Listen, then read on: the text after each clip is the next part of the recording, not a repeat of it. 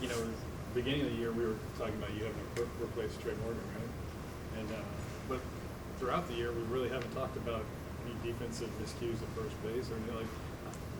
It's not going to be talked about because you haven't made any mistakes, right? And nobody's going to be like, yeah, that guy was great over at first. But like, how proud are you of your defense so far this year? Yeah, it was a big point of emphasis for me this year. Coach Josh Jordan has done a great job working with me over there before practice, a couple times a week. So that's been huge for my development. Like I said at the beginning of the year, like playing behind Trey last year, you learn a lot from him. So just trying to take anything that he's given me and work that into my game, and then just going out there and playing loose and just trying to have a lot of fun. How does Josh Jordan teach defense then? It's pretty simple. I think at first base we work a lot with footwork around the bag because 99% of the plays that I make are going to be receiving throws from other people. And then, we'll work fun goes, where I'm holding the runner on at first base, bouncing off like I'm turning double plays, and then working like a lefty chopper or a hard hit ball, one hop at my feet. That's about it. Did you ever play first base to take a breather from catcher in high school? I did. Like if we had a doubleheader, I would catch one game and then play first base the other game. So definitely was familiar with the position coming in.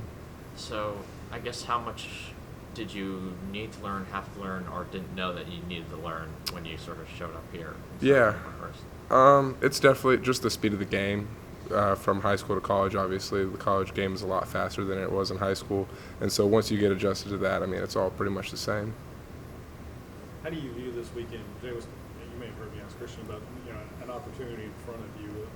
Obviously, it's a challenge as well, right? But how do you view this weekend? Yeah, I think looking back at last year, we kind of were in Texas A&M's shoes all year long of #1 team in the country, target on our back, all this. I think for us, we have to go out there and kind of take that away from them as far as, like, I don't think we need to look at it as, oh, we're playing Texas A&M, the #1 team in the country. I think it's another weekend. We're playing at home. We're comfortable playing here. We've got a great group of guys who have been playing great for the last couple of weeks, and we just need to continue that. I don't think the opponent really matters. We just need to play our brand of baseball. What is the difference the last couple of weeks? Yeah, I don't know. I think – we kind of got off to a rough start in SEC play. We played some tough teams on the road as well, which is, no excuse for the way that we played the way that we did. But, I just feel like at this point we've got 3 weeks left in the regular season. I think a lot of guys were just like, hey, we need to go have as much fun as possible. This is the last 3 weeks that we're going to get together as a team, and so we need to make the most of it and hope to make a run. Do you think you guys were tighter in those first couple of SEC series, and I guess really kind of describe the process of allowing yourselves to play freer? Yeah, I think we were a little tight. I think maybe going into SEC play, we thought it was going to be easier than maybe it was at times, and I think when adversity hits, the team kind of had to take a step back and regroup ourselves, and I think we've done a great job of that. And moving forward, I mean, we almost have nothing to lose at this point, so it's just moving forward with the right mindset of playing free, playing loose, and I mean, just completely free and completely loose. Can some of that be attributed to just maturity and experience? Yes. This team this year? For sure. I think, a lot of new faces on the team this year that weren't on the team last year, and going into SEC play, whether we had guys transfer from the Pac-12 or freshmen, they've never been in an SEC environment before, and it's different. There was 11,000 people every night at Arkansas. That's a tough place to play. 7,000 at Tennessee every night, and they're letting you hear it. So it's definitely an adjustment. I think being at our park is big for us, and I think moving forward that will be great to have the next – I think we have 8 games, so 2 out of the next 3 series here, so that's awesome. How has getting a little bit deeper in your stance and being a little less upright sort of helped your consistency at the plate? Yeah, I haven't really noticed it too much. I haven't worried about my mechanics as more as just my approach. I think I've always had my swing has been my swing, so just trying to tweak it here and there. And for an approach standpoint, just getting pitches that I know I can hit well, whether that's up in the zone or out over the plate, and just putting a good swing on them. What's the best part of hitting a home run?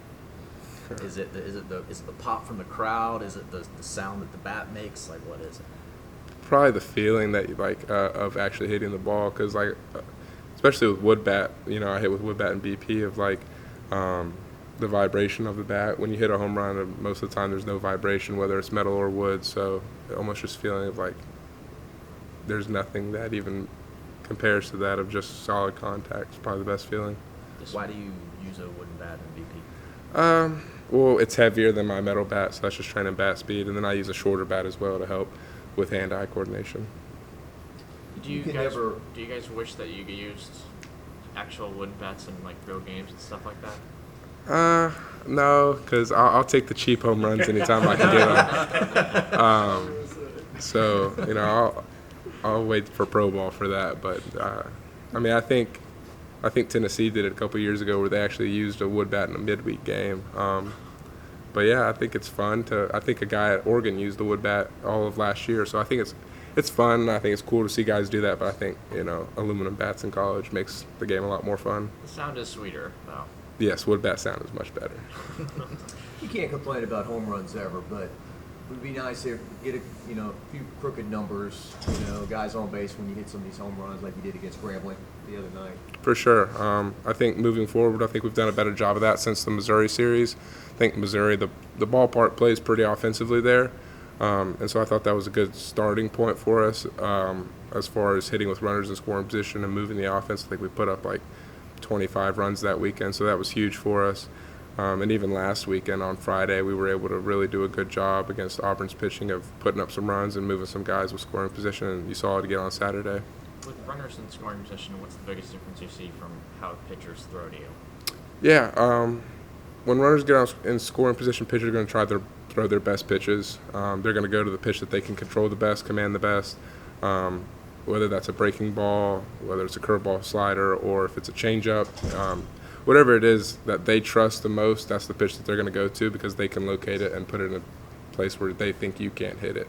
And obviously, there's a little bit more adrenaline when someone's standing on second base versus when there's nobody on, nobody out for the pitcher. So he's going to have a little bit better stuff. How does that make, I guess, life more difficult for you and your teammates at the plate then?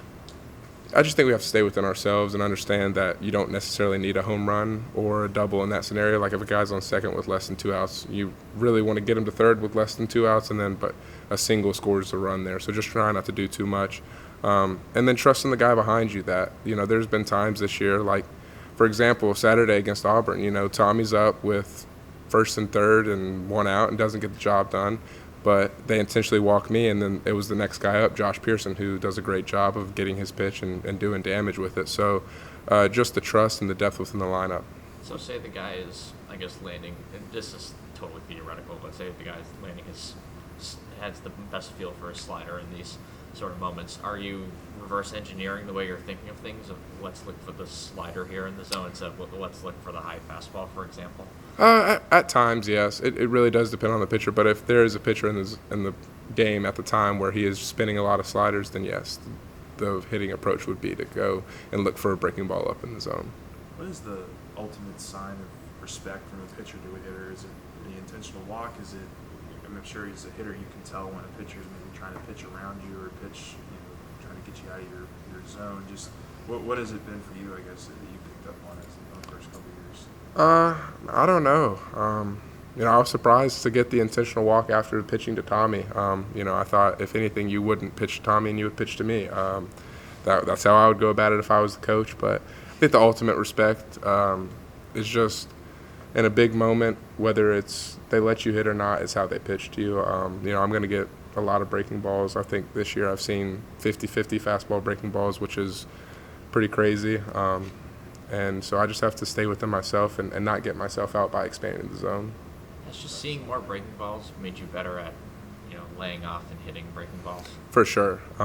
That's something that Coach Johnson and I have worked on since the day I got here, just repetition. What can you tell me about Christian as a teammate? Obviously, we've kind of seen his path, right, and how it's progressed. What kind of dude has he been while he's been figuring it out? Yeah, he's been awesome. I think he came from a good program, Vanderbilt, and so he already knew the college landscape and how everything operated. He came in here last year, didn't try and, step on anybody's toes, came in, got his work done, and that's something that we all really respected. And so from that point on, he's just kind of put his head down and gone to work. And that's something that I think anybody would respect is a guy who just comes in here ready to work every day, and that's definitely who he is.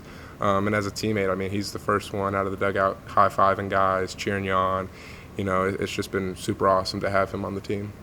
With recognizing the breaking ball, or at least trying to recognize the breaking ball, what was the thing, you know, when you first arrived here that, you know, you had trouble with, or maybe you didn't even know at the time you're going to have trouble with, that now it's like, okay, I got this? Yeah, like I said earlier, I think it's just the speed of the game. Like in high school, you were hitting curveballs that were 70 to 75, and now they're 80 to 85. So that's a big difference. But for me, it's just starting it where I want to, getting it up in the zone, and making sure that it starts in the window that I want it to, and know that it's not going to break off the plate. Anyway, thank you, Jared. Thank you. Thanks, Jared.